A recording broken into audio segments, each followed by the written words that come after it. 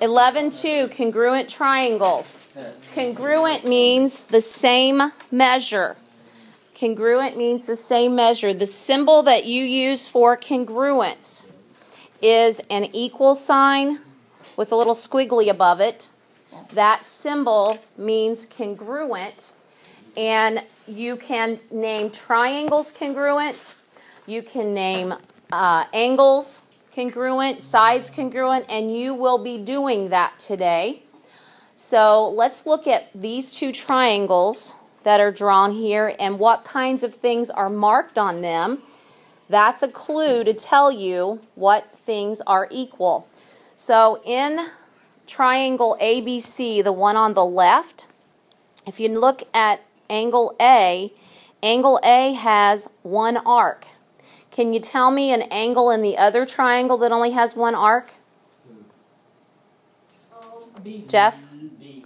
Angle D. So that means, since they're both marked with one arc, that they are the same measure, that A and D are the same.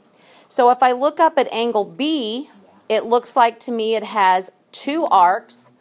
What angle also has two arcs? E. So that could tell me that B and E are the same. And then finally, angle C looks like it has three arcs. Makes it the same too. Makes it the same as F. So the same number of arcs on an angle means that those angles have the same measure. Okay, the other thing that we're looking at is the segments or the sides. If AB has one mark and DE has one mark, it means those two sides are the same measure. And if you look all the way around that triangle, BC has 2 and EF has 2.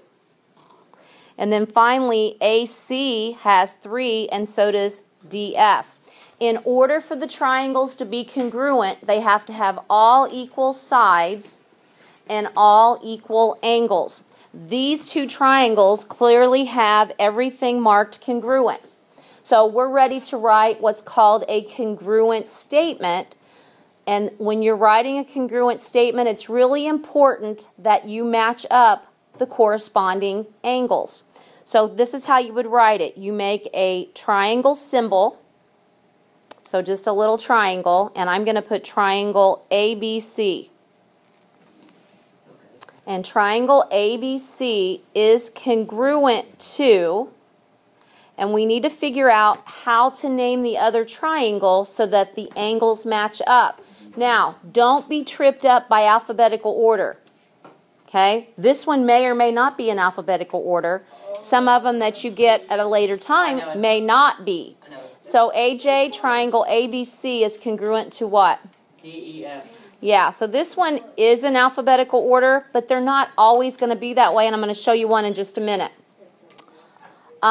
We have to name all of the congruence statements when you have congruent triangles. Question? Can you just do it like backwards? If you did the other one backwards too, won't that work? Yes, and he's right. Let's do that. If we said triangle CBA, we would have to say triangle FED. You have to match up the corresponding angles in the same spots. So that's very true.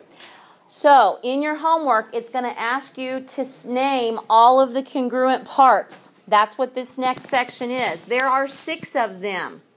6 other congruent statements. So let's try to fill these in. Angle A is congruent to what angle? D. Joel? D. D. Angle B is congruent to what angle? E. E. Angle C is congruent to what angle? F. Okay, so the angles, it's pretty cut and dry. Which letter matches which letter, which arcs match up. The segments, however, you've got to be really careful with them. You've got to look at how many arcs each end has, each of the letter has, and match it up that way. So segment BA is congruent to, and you put a segment symbol.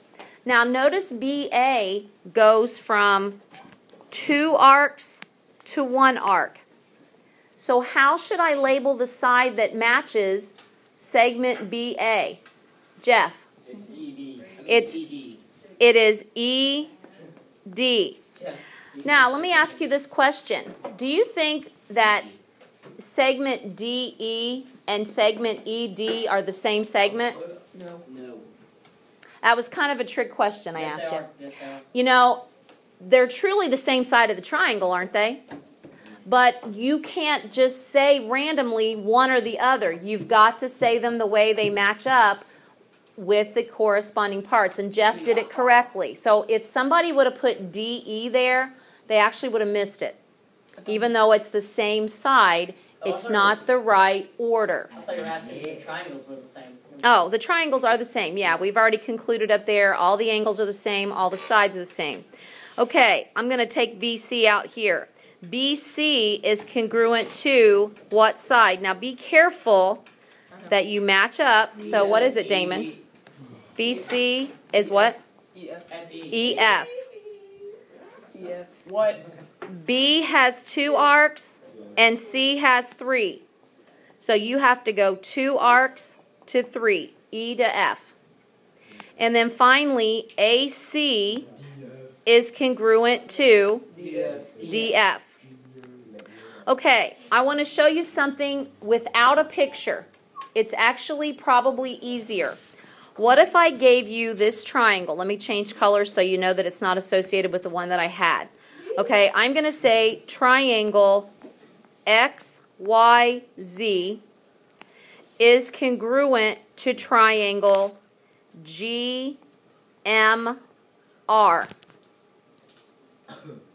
Now, from just this statement, can you tell me which angle is congruent to angle Y?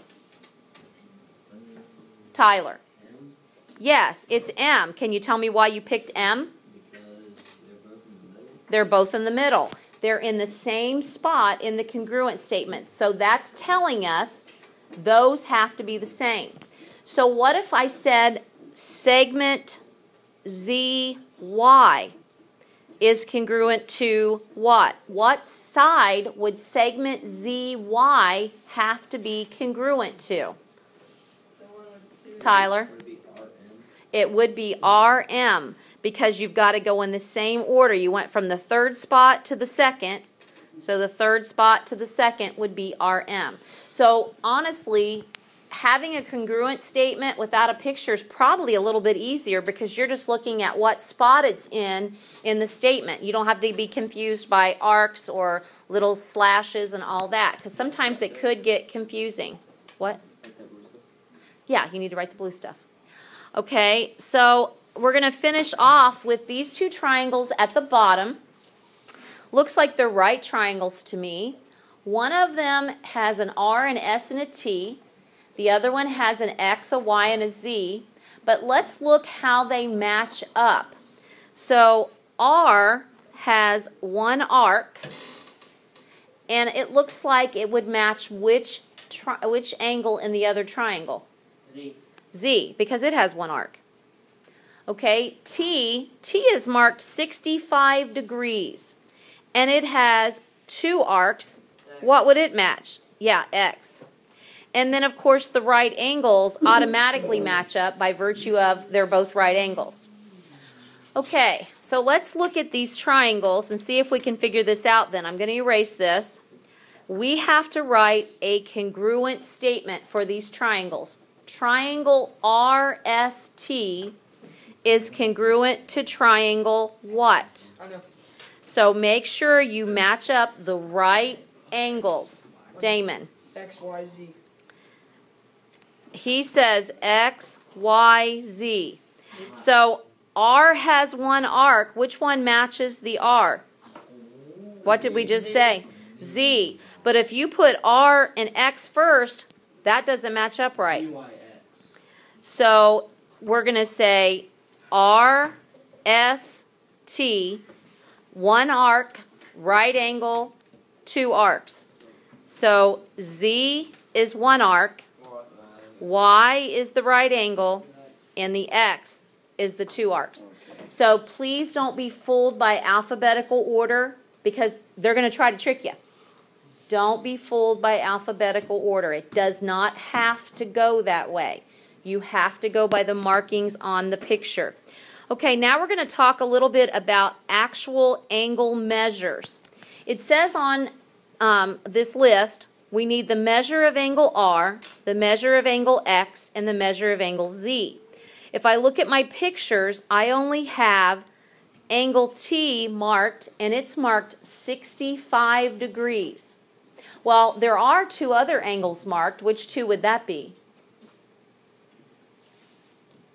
Which other angles do I know their angle degree, Jeff?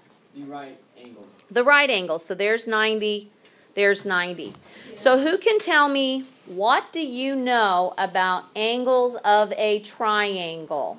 Oh! Don't they have to add up to 180? They do. Probably need to write that down. The angles of a triangle equal 180 degrees. Important information. Angles of a triangle equal 180 degrees. You probably should have had that last year, maybe even the year before. So if I'm looking at these triangles, I have angle T is 65 degrees, and I have angle S is a right angle. How in the world could I find the measure of angle R then? Okay, AJ, tell me. You take it from the other angle, like on the other triangle. Well, I don't know what the other one is either. There's Z, and I don't have a measure marked in there. But I do know that... Oh, okay, that one's 90. So I've got angle S is 90. And then you got to subtract 180 from 90. Or 90 from 180. Okay, so 180 minus 90 is 90. Yeah. Now what? So you're telling me R is 90? Yeah. No. No. I've got 65 degrees right there at angle T. Oh, so then you got to subtract 65 from 90. Yeah, it might have been better to do 90 plus 65 right at the beginning, which is 155. And if I did that, what might be a better idea than 180 minus 90? 180 minus 155. And if that's the case, when I borrow here, I get 25. So I think over here where it says the measure of angle R is equal to, I could put 25 degrees. So what would the measure of angle X be? Look at your markings and look at what makes sense. Okay, look at the markings. What would the measure of angle X be? X is the same as what? T. So 65. I was about to say Y for a second there. Okay. What would you say is the measure of angle Z? Dale. R is the third, right? Yeah. 25. 25 because it matches R. Okay. RS is 14. Can you tell me anything else then that would be 14? Exactly right, because this side goes from the right angle to the arc. So the right angle to one arc, that would match up 14. So you might have to figure out what the measurements are based on what's congruent. Are there any questions?